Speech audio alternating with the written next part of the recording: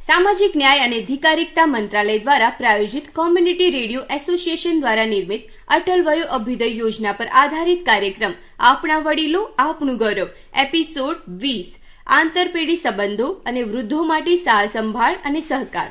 દાદાજી, ઓ દાદાજી, તમે ક્યાં ગાયબ થઈ ગયા? તમે મને વહેલી સવારે જગાડીને કહ્યું હતું કે આપણે રેડિયો સ્ટેશન જવાનું છે, આપણા શ્રોતાઓ સાથે નવી અપડેટ્સ શેર કરવાની છે. એટલે મને જુઓ, હું ક્યારની તૈયાર છું અને તમે ગુમ થઈ ગયા છો. દાદાજી, તમે ક્યાં છો? આ જુઓ, તમને આખા ઘરમાં શોધી રહી છું અને અહીં તમે તમારા રૂમમાં બેઠા છો, વાર્તાઓ કહી રહ્યા છો. પણ કોને? અરે ના વાલી, હું કોઈને વાર્તાઓ નથી કહી રહ્યો. હું ફક્ત મારા વોકર સાથે વાત કરી રહ્યો હતો. તે બિલકુલ તારી દાદી જેવું છે. તે મારાથી નારાજ થઈ જાય છે, હંમેશા એમાં કંઈક તૂટી જાય છે. આપણે ખરેખર હવે આવી વસ્તુઓ પર ભરોસો રાખી શકતા નથી. દાદાજી, તમે અને તમારું વોકર હંમેશા કોઈ ને કોઈ પ્રકારની લડાઈમાં હોય છે. તમે બંને એક વૃદ્ધ પરણિત યુગલ જેવા છો. આ વખતે શું થયું? અરે ખરેખર તો વધારે કંઈ નથી થયું, બસ થોડી મરામતની જરૂર છે. આ બીજા થોડા મહિના ચાલી જશે. દાદાજી, આટલા જિદ્દી ના બનો. હવે લાગે છે કે નવું વોકર લેવાનો સમય થઈ ગયો છે. તમે આ જૂની વસ્તુ પર હંમેશા આધાર ન રાખી શકો. તું ખૂબ જ વધારે પડતું ગંભીરતાથી લઈ રહી છે લક્ષ્મી. સાંધામાં થોડું વા જેવું છે. તું તારી વસ્તુઓ લઈ તૈયાર થઈ જા અને હું 2 મિનિટમાં તૈયાર થઈને આવી જઈશ. બરોબર? ભરત, ચાલો આ વસ્તુને ફરીથી ઠીક કરી જોઈએ.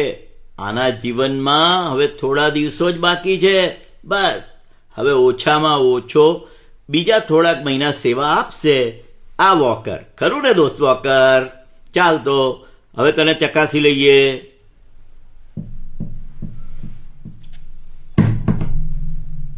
ઓહ ના, શું થયું દાદાજી?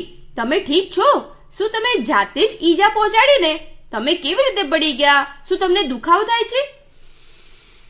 શું તું મને 1 સેકન્ડ માટે શ્વાસ લેવા દઈશ? આ ન્યૂઝ રિપોર્ટરની જેમ મારા પર પ્રશ્નોનો બોમ્બમારો કરી રહી છે. ઠીક છે, પહેલા બેસો. હવે મને કહો, શું થયું? ઓહો, મને કંઈ નથી થયું. આ તો વોકર છે ને, તેના પગ આખરે થાકી ગયા અને તેણે મને તેની સાથે આજે નીચે પાડવાનું જ નક્કી કર્યું હતું. ખરેખર તો 6 મહિના પહેલા તે તૂટી ગયું હતું, પરંતુ મેં તેને ઠીક કરીને ચલાવી રાખ્યું. લાગે છે આજે તેની છેલ્લી વિદાય હતી. તો પછી તમે તેને ફેંકી દો અને નવું કેમ નહીં લઈ લેતા? તે જૂનું છે, બિલકુલ મારી જેમ. બરાબર, એટલે જ તેને નિવૃત્ત કરવાનો સમય આવી ગયો છે. તો શું તું પણ તારા દાદાને નિવૃત્ત કરવાનું વિચારી રહી છે? ઓ દાદાજી, મજાક કરવાનું બંધ કરો. જો તમે તેને દોરડા અને ટેપથી બાંધતા રહેશો તો એક દિવસ તે તૂટી જ જશે અને તમારા પગને પણ તેની સાથે લઈ જશે. ઠીક છે, હું એક નવું લઈ લઈશ. ગઈ વખતે જ્યારે હું હોસ્ટેલથી પાછી આવી ત્યારે પણ તમે આ જ વાત કીધી હતી. હા, અને મારો મતલબ પણ એ જ હતો. પણ ક્યારે? હું લાવીશ દીકરા. તું ખરેખર હવે મારી પાછળ પડી રહી હોય એવું લાગે છે. એવું જ છે ને? દાદાજી, મને લાગે છે કે આ કંઈક વધારે છે. તમને ખરેખર નવું વોકર નથી જોઈતું? બોલો તો. હા, કેમ નહીં દીકરી? તો પછી તમે તેમાં વિલંબ કેમ કરો છો? જો તમે બજારમાં જવા માંગતા નથી તો હું ઓનલાઈન ઓર્ડર કરી આપું. અરે એવું નથી લક્ષ્મી. તો શું છે? ઓહો, તું હજુ સમજવા માટે ખૂબ નાની છે. મને કહી તો જુઓ. પ્રિય, દરેક બાબતનો વિચાર કરવો પડે. તમે ફક્ત બેદરકારીથી પૈસા ખર્ચી ના શકો. દાદાજી, આ કોઈ બિનજરૂરી ખર્ચ નથી. તમે ખરેખર વોકર વિના કામ કરી શકતા નથી. તે એવી વસ્તુ છે જેની તમને ખાસ જરૂર છે. અરે ભરત, તું જાગી ગયો છે કે હજુ ઊંઘે છે? આહાહા, અંદર આવો.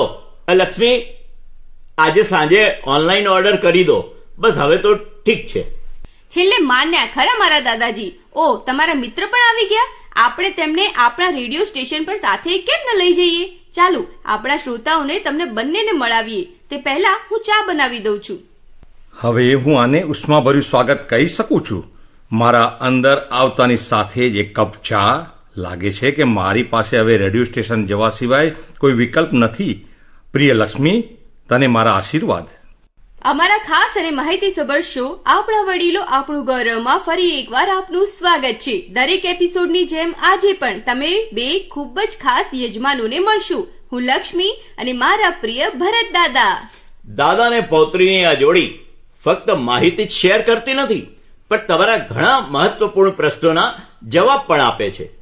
આ શ્રેણીમાં આપણે વૃદ્ધોની જરૂરિયાતો વિશે વાત કરીએ છીએ. પછી ભલે તે આરોગ્ય, નાણાકીય બાબતો, અધિકારો અથવા ફક્ત વિવિધ સહાય સંબંધિત હોય. ઓહ, હું લગભગ પૂછવાનું જ ભૂલી ગયો હતો. મિત્ર, તમે ક્યાંથી આવી રહ્યા છો? હું એસડીએમ ઓફિસ ગયો હતો. SDM office? શા માટે? મારા અધિકારો મેળવવા માટે. અધિકાર? તમારો કયો અધિકાર નકારવામાં આવ્યો છે કે તમારે એસડીએમ પાસે જવું પડ્યું? ભરણ પોષણનો અધિકાર. ઓહ, તો શું એસડીએમ હવે તમારી સાર સંભાળ લેશે? તે તો શા માટે કરશે? મારી સાર સંભાળ એ લોકોની જવાબદારી છે જેઓ આવું કરવા માટે બંધાયેલા છે સામાજિક સંબંધોથી. તે ફરજ તો તમારા બાળકોની છે. બરાબર, અને તેઓ મારી સંભાળ હવે લેશે. તો પછી આમાં એસડીએમની ભૂમિકા શું છે? મારા બાળકો પોતાની ફરજ ભૂલી ગયા હોય એવું લાગે છે મને. હવે એસડીએમ તેમને યાદ કરાવશે. અને જો તેઓ હજુ પણ સંભાળ નહીં લે તો? જો તેઓ એસડીએમના આદેશના 30 દિવસની અંદર પાલન કરવામાં નિષ્ફળ જાય તો તેમને ₹5000નો દંડ અથવા તો 3 મહિનાની જેલની સજા થશે. તો તમે તમારા પોતાના બાળકો સામે કેસ દાખલ કરી રહ્યા છો? હા, જરૂર પડશે તો. હા, શું આપણે માતા પિતા તરીકેની આપણી ફરજો પૂર્ણ કરી નથી? તો પછી આપણે આપણા અધિકારો માટે કેમ લડવું ના જોઈએ? અને આ કેસમાં તમને કેટલું ભરણ પોષણ મળશે? મહત્તમ ₹10,000. હકીકતમાં તો હું સલાહ આપું છું કે તમે પણ અરજી દાખલ કરો. પણ મારે જરૂર નથી. મારા બાળકો મારી સારી સંભાળ રાખે છે. એટલા માટે જ તમે છેલ્લા 6 મહિનાથી આ તૂટેલા વોકર પર ફરતા રહો છો. ઓહો, એવું નથી. મારો દીકરો હાલમાં મુશ્કેલ સમયમાંથી પસાર થઈ રહ્યો છે. તેણે મને કહ્યું હતું કે તે મને 1 મહિનામાં નવું વોકર અપાવશે. છેલ્લા 6 મહિનાથી એમ જ કહી રહ્યો છે તે તો. ઓહો, ચાલો આમાં ના પડીએ. તું તારી વાત કરી રહ્યો હતો ને, તો પૂરી કર. ભરત, આપણી વાતો એક જેવી જ છે. ફરક એટલો જ છે કે મારો દીકરો મને ખુલ્લે આમ અવગણે છે, જ્યારે તારો દીકરો મીઠા શબ્દોથી તે કરે છે. કદાચ ભૂલ આપણી જ છે. શું ભૂલ? એ કે આપણે તેમને આપણી પાસે જે હતું તે બધું આપી દીધું. ના ના, એ નહીં. પણ આપણે ક્યારેય આપણા વૃદ્ધાવસ્થા માટે આયોજન જ કર્યું નહીં. ખાનગી નોકરીઓમાં આપણે શક્ય તેટલી બચત કરી. મેં મારા નિવૃત્તિ માટે એક મિલકત અલગ રાખી હતી, પરંતુ મેં તે મારા દીકરાને આપી દીધી, જેથી તે પોતાનો વ્યવસાય શરૂ કરી શકે અને પોતાનું ઘર બનાવી શકે. અને હવે તેણે તને તારા પોતાના ઘરમાં બહારના વ્યક્તિ જેવો અનુભવ કરાવ્યો છે, એમ જ ને? તું પણ એ જ રસ્તે જઈ રહ્યો છે મારા દોસ્ત. ગમે તેટલી યોજના બનાવીએ, પણ જો બાળકોને યોગ્ય રીતે ઉછેરવામાં ના આવે તો પરિણામ એ જ આવે છે. મારો દીકરો એવો નથી. તે અત્યારે ખરેખર સંઘર્ષ કરી રહ્યો છે. જો તમે વાસ્તવિકતા પ્રત્યે આંખ આડા કાન કરવાનું પસંદ કરો છો તો કોઈ શું કરી શકે? ભાઈ, તારો અવાજ નીચો કર. લક્ષ્મી આવી રહી છે. આ રહી તમારી ચા. અને તેને આશીર્વાદ આપો મારા મિત્ર. દાદાજી, તમે બંને શું ચર્ચા કરી રહ્યા હતા? વાસ્તવિકતાને કોણ અવગણી રહ્યું છે? અમે ફક્ત વાત કરી રહ્યા હતા. ઓહો, તે ફક્ત એટલું જ કહી રહ્યો હતો કે મારે બહાર જવું જોઈએ અને દુનિયા જેવી છે તેવી જોવી જોઈએ. હા, બરાબર. હું તેને ઘણા સમયથી બહાર નીકળવાનું કહેતો આવ્યો છું, પણ તે બહાના બનાવતો રહે છે. દાદાજી, શું તમને ખબર છે કે નવા વર્ષ દરમિયાન અમારી કોલેજ અમને વૃદ્ધાશ્રમમાં લઈ ગઈ? ત્યાં કંઈક ખરેખર રસપ્રદ બન્યું. શું હતું? ત્યાં લગભગ 70 થી 80 લોકો હતા. અમે તેમની સાથે વાતો કરી રહ્યા હતા અને બધા જ આનંદ માણી રહ્યા હતા, પરંતુ એક ખાસ મહિલા હતી જે બાકીના લોકો કરતા વધુ જોરથી હસતી હતી. તેને જોઈને અમે બધા પણ હસવા લાગ્યા. ઓહ, પછી શું થયું?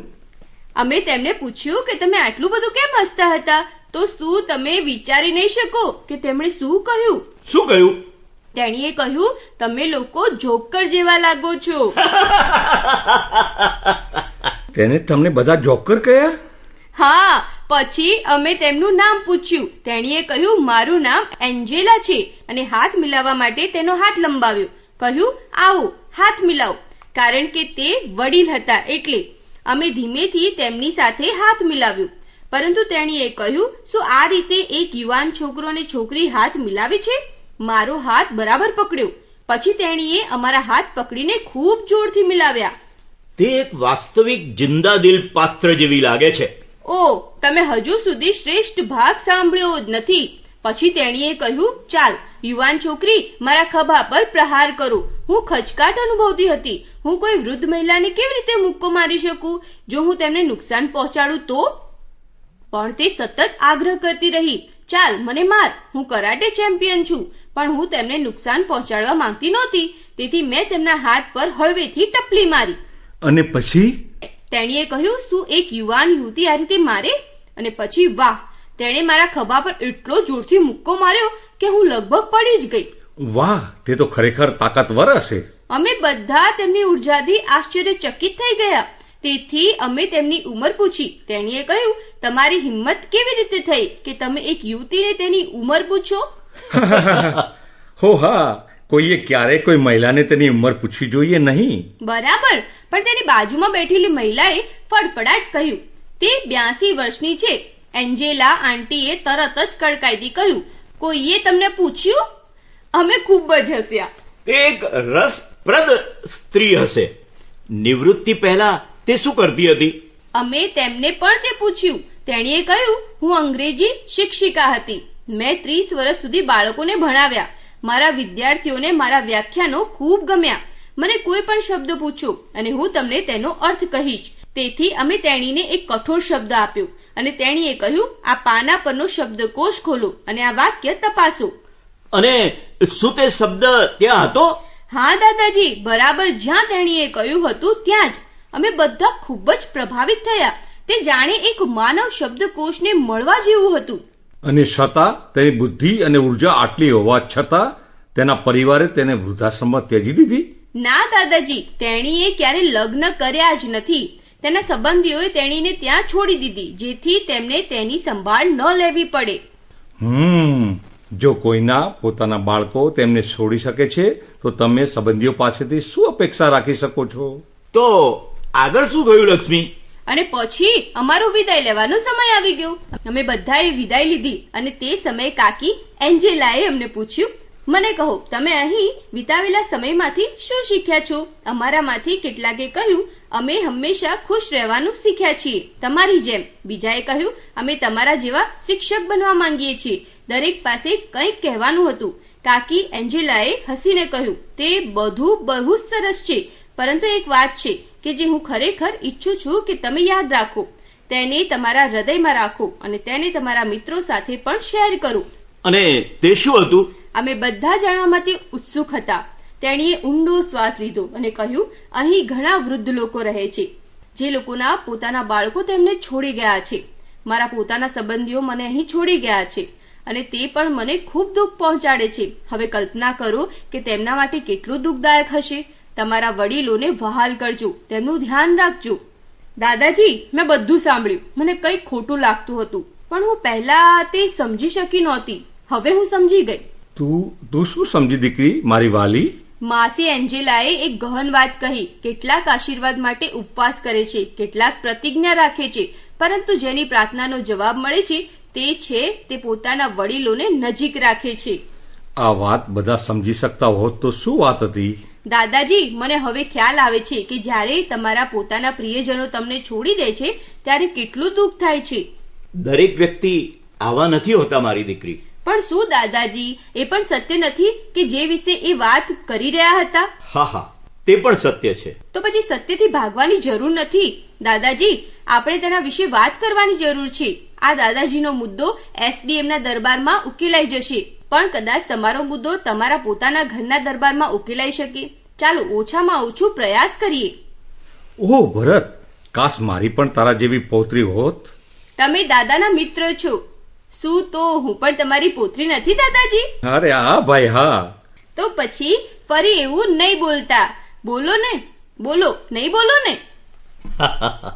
હા હા મારી વાલી દીકરી, હું તારી ક્ષમા માંગુ છું. ઓ, તમને આટલી સરળતાથી એ નહીં મળે. તો પછી હું શું કરું? તમારે ગીત ગાવું પડશે, જે તમે અને દાદાજી હંમેશા સાથે ગાતા હોવ છો. ઠીક છે, પણ જો તારા દાદા જોડાય તો જ. ઓફો, ના, મારું વોકર તૂટી ગયું છે, એટલે એના દુઃખમાં હું ગાઈ નહીં શકું. આ જુઓ મારા ભાઈબંધ, જાણે તે વોકર સાથે ગાતા ના હોય. દાદાજી, ઓછામાં ઓછું એક સારું બહાનું તો શોધો. તારે નાચવાની જરૂર નથી, ફક્ત ગાવાનું છે. ઓફો, મારો મતલબ એ હતો કે તેનો મતલબ એ હતો કે જ્યારે હું ગાઉં છું ત્યારે તેનો પગ પોતાની મેળે થરકવા લાગે છે. ઠીક છે, ઠીક છે, આપણે શ્રોતાઓ માટે કંઈક ગાઈએ તો કેવું? તું શું કહે છે લક્ષ્મી? દાદાજી, શું આ પણ એક પ્રશ્ન છે? અલબત્ત આપણે ગાઈશું જ કોઈ લોકગીત. લક્ષ્મી, હું તમારી એન્જેલા આંટીએ જે કહ્યું તે વિશે વિચારતો હતો અને તેમના શબ્દો મારા મનમાં ગુંજતા રહે છે. સાચે જ દાદાજી, હું પણ એ જ વિચારી રહી હતી. આ લોકોએ ખરેખર જીવનમાં મુશ્કેલીઓ જોઈ છે, તેથી જ તેઓ પરિવારનું મહત્વ સમજે છે. જ્યારે પરિવાર આસપાસ હોય છે ત્યારે તે વ્યક્તિને ખૂબ જ શક્તિ અને પ્રોત્સાહન આપે છે. આ ફક્ત પરિવાર વિશે નથી લક્ષ્મી, આજકાલ સરકારી સહાય મેળવવી પણ એટલી જ મહત્વપૂર્ણ છે અને સદભાગ્યે સરકાર આપણી સાથે ઊભી છે. ચોક્કસ દાદાજી, સરકારે તમારા જેવા વૃદ્ધ નાગરિકો અને અમારા બધા પ્રિય દાદા દાદીની યોગ્ય રીતે સંભાળ રાખવામાં આવે તે સુનિશ્ચિત કરવા માટે ઘણી બધી યોજનાઓ રજૂ કરી છે. હા લક્ષ્મી, આ કઈ યોજનાઓ છે? મને નથી લાગતું કે મેં તેમના વિશે સાંભળ્યું છે. ઓહ, ચાલો, આપણે ઘણા દિવસોથી આ યોજનાઓ વિશે વાત કરી રહ્યા છીએ અને તમને ખબર નથી તો પછી જુઓ, મને ફરીથી કહેવા દો. દાદાજી, શું આપણે ફરી એકવાર તેના પર ચર્ચા કરીશું? ચાલો, આપણા શ્રોતાઓને સામાજિક ન્યાય અને અધિકારિતા મંત્રાલય દ્વારા વરિષ્ઠ નાગરિકો માટે શરૂ કરવામાં આવેલી યોજનાઓ વિશે પણ યાદ તાજી કરાવીએ. ચોક્કસ, તે આપણા શ્રોતાઓ માટે એક સારી પ્રેરણાદાયક વાત છે. પહેલું, વરિષ્ઠ નાગરિકો માટે સંકલિત કાર્યક્રમ IPSRC અવ્યય છે. આ હેઠળ એનજીઓ અને સ્વૈચ્છિક સંસ્થાઓ વૃદ્ધાશ્રમ અને સતત સંભાળ ગૃહોના સંચાલન અને જાળવણી માટે અનુદાન મેળવે છે. બીજો, વૃદ્ધ હેલ્પલાઇન નંબર 14567 છે.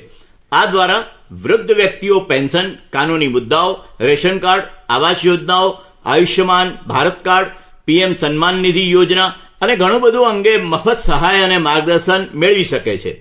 જીવનના અંતિમ તબક્કામાં વૃદ્ધ લોકો ઘણીવાર વિવિધ પડકારોનો સામનો કરે છે અને આ હેલ્પલાઇન તેમને ટેકો આપવા માટે જ છે.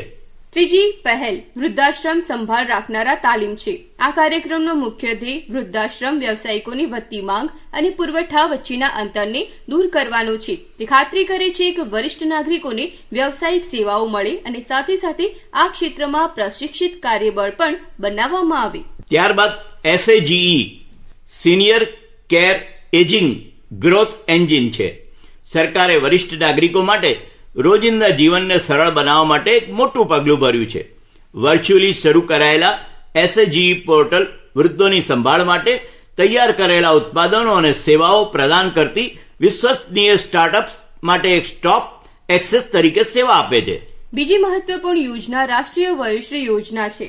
તે ગરીબી રેખા નીચે એટલે કે BPL શ્રેણીના વરિષ્ઠ નાગરિકોને ભૌતિક સહાય અને સહાયક ઉપકરણો પૂરા પાડે છે. આ એક કેન્દ્રીય ભંડોળવાળી યોજના છે જેનો ખર્ચ વરિષ્ઠ નાગરિક કલ્યાણ ભંડોળ દ્વારા આવરી લેવામાં આવે છે. મોતિયાબિંદ સર્જરી યોજના હેઠળ આયુષ્યમાન ભારત દ્વારા વરિષ્ઠ નાગરિકો મફત આંખની સર્જરી કરાવી શકે છે. અને અલબત્ત માતા પિતા અને વરિષ્ઠ નાગરિકોના જાળવણી અને કલ્યાણ અધિનિયમ છે. તમે આ વિશે પહેલાથી જ જાણો છો, ખરું ને દાદાના મિત્ર? તમે તેના માટે SDM ની ઓફિસમાં પણ ગયા હતા. આ કાયદા હેઠળ માતા પિતા અને વરિષ્ઠ નાગરિકો જે આર્થિક રીતે પોતાનું ગુજરાન ચલાવવામાં અસમર્થ છે તેમને તેમના બાળકો પાસેથી ભરણ પોષણનો દાવો કરવાનો કાનૂની અધિકાર છે. માતા પિતાની વ્યાખ્યામાં જૈવિક, દત્તક લેનારા અને સાવકા માતા પિતાનો પણ સમાવેશ થાય છે. આ સામાજિક ન્યાય અને અધિકારિતા મંત્રાલય દ્વારા ચલાવવામાં આવતી વર્તમાન યોજનાઓ છે, પરંતુ સમય સમય પર મંત્રાલય વૃદ્ધો અને દિવ્યાંગ વ્યક્તિઓ માટે વિવિધ કાર્યક્રમોનું પણ આયોજન કરે છે. ઉદાહરણ તરીકે પ્રયાગરાજમાં કુંભ મેળા દરમિયાન મંત્રાલય વરિષ્ઠ નાગરિકોને મદદ કરવા માટે સક્રિયપણે કાર્ય કરી રહ્યું છે. દાદાના મિત્ર, જો આમાંથી કોઈ યોજના તમને મદદ કરી શકે તો એસડીએમની ઓફિસમાં તેમનો ઉલ્લેખ કરવાનું ભૂલશો નહીં. તમારા અધિકારો માટે સ્ટેન્ડ લો. હા લક્ષ્મી, મારી પ્રિય પૌત્રી, તમે ખરેખર મને ખૂબ મદદ કરી છે આજે. હવે દાદાજી, અમે ટૂંક સમયમાં તમારા તરફથી કોઈ સારા સમાચારની રાહ જોઈ રહ્યા છીએ. ત્યાં સુધી ચાલો આપણા એક પ્રિય દાદા દાદીની વાર્તા સાંભળીએ. દાદાજી, હું હંમેશા માનતી આવી છું કે પ્રેમ ફક્ત શબ્દો દ્વારા નહીં પણ કાળજી દ્વારા વ્યક્ત થાય છે. જ્યાં સુધી આપણે આપણા વડીલોને આપણો સમય અને આદર ન આપીએ ત્યાં સુધી આપણો પ્રેમ અધૂરો રહ્યો છે. તમે સાચા છો મારા પ્રિય. ક્યારેક આપણે પોતાને સમજાવીએ છીએ કે આપણે કંઈક માગવું જોઈએ નહીં, પણ શું આપણે આપણા પોતાના પ્રિયજનો પાસેથી પણ દૂર રહેવું જોઈએ? સાચું ભરત, આપણે આખું જીવન આપણા બાળકો અને પરિવારોની સંભાળ રાખવામાં વિતાવીએ છીએ, પરંતુ જ્યારે આપણે વૃદ્ધ થઈએ છીએ, જો આપણને તેમનો ટેકો ન મળે તો આપણા હૃદયમાં એક ખાલીપણું ઘૂસી જાય છે. પણ દાદાજી, તે ખાલીપણું ભરી શકાય છે વાતચીતથી, કાળજીના નાના હાવભાવથી. જો તમારો વોકર તૂટી ગયો હોય તો હું નવો આવે ત્યાં સુધી તમારો ટેકો બનીશ. અરે ના, હું વૃદ્ધ થઈ ગયો છું, પણ હું હજુ પણ મારા પોતાના 2 પગ પર ઉભો રહી શકું છું. ચોક્કસ. જ્યાં સુધી ચાલનારું દોરડું ટકી રહેશે ત્યાં સુધી તમે ઊભા જ રહેશો. એ જ ભાવના છે હાસ્ય. હવે એ જ વૃદ્ધાવસ્થાની ખરી દવા છે. તો હવેથી કોઈ ચર્ચા નથી. આપણા વડીલોની સંભાળ રાખવી એ ફક્ત જવાબદારી નથી, તે આપણો અધિકાર છે, આપણો પ્રેમ છે, આપણું કર્તવ્ય છે. મારી દીકરી, તને આશીર્વાદ છે. દરેક દાદા દાદી તારા જેવી પૌત્રીને લાયક છે. અને આ અમારો ખાસ કાર્યક્રમ હતો, આપણા વડીલો આપણું ગૌરવ, જે સામાજિક ન્યાય અને અધિકારીતા મંત્રાલય અને કોમ્યુનિટી રેડિયો એસોસિએશન દ્વારા તમારા માટે લાવવામાં આવ્યો હતો. આજે અમે વૃદ્ધોની સંભાળ અને કલ્યાણના મહત્વના મુદ્દાઓ વિશે ચર્ચા કરી. અમારા આગામી કાર્યક્રમોમાં આપણે આપણા વરિષ્ઠ નાગરિકોની સુખાકારી માટે રચાયેલ યોજનાઓ અને કાર્યક્રમો વિશે વાત કરવાનું ચાલુ રાખીશું. પરંતુ હવે શોને પૂર્ણ કરવાનો સમય થઈ ગયો છે. આથી હું લક્ષ્મી અને તમારા ભરત દાદાજી વિદાય લઈ રહ્યા છીએ. ધ્યાન રાખજો. Good bye. આવજો.